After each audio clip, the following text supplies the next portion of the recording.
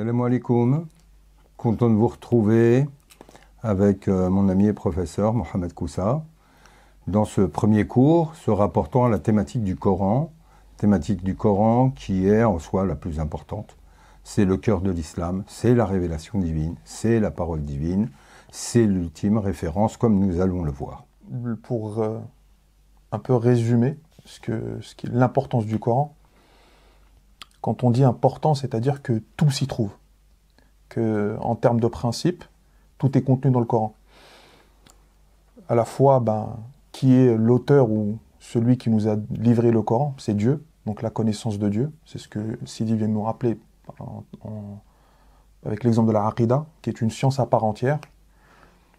Qu'est-ce qu'il nous demande, ce Dieu? C'est quoi notre mission sur Terre? Qu'est-ce que nous, en tant qu'êtres humains, quel est notre rôle? Qu'est-ce qu'on vient assumer? Qu'est-ce qu'on vient transmettre? Qu'est-ce qu'on vient apporter? Et la finalité de notre vie d'être humain.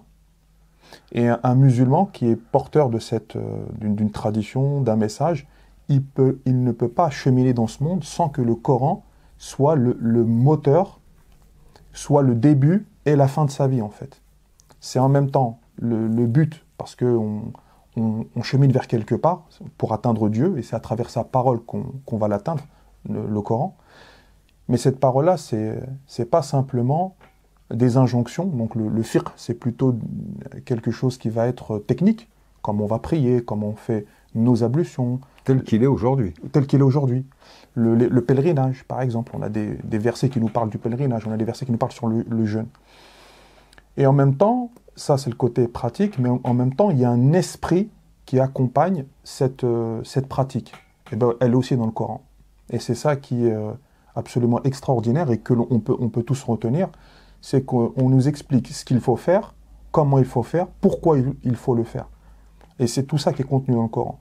Et c'est pour ça qu'on a la parole de notre mère, Aïcha radhiyallahu anha, qui nous dit que le prophète sallallahu alayhi wa sallam, c'est un Coran qui marche. Ça veut dire que c'est quoi un Coran qui marche? C'est-à-dire qu'il est l'incarnation du Coran. Et étant lui notre modèle à nous, en tant que croyants, en tant que musulmans, en tant que pratiquants, nous aussi, quelque part, qu'est-ce qu'on doit devenir? Des Corans qui marchent.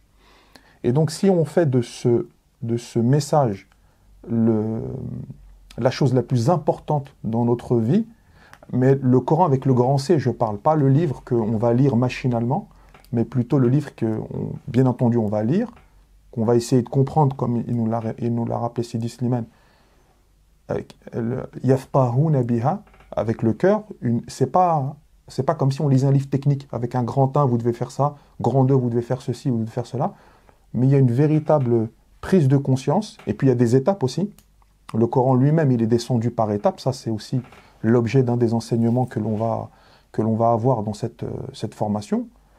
Et le Coran, il nous donne des étapes, il nous donne plusieurs histoires avec des étapes. Et il y a aussi une pédagogie coranique, une pédagogie spécifique que... Au début de notre vie en tant qu'enfant, on a appris, c'est celle des histoires des prophètes. On en connaît tous des histoires des prophètes. Il y en a dans le Coran, mais il y en avait aussi dans les livres révélés qui ont été révélés avant le Coran.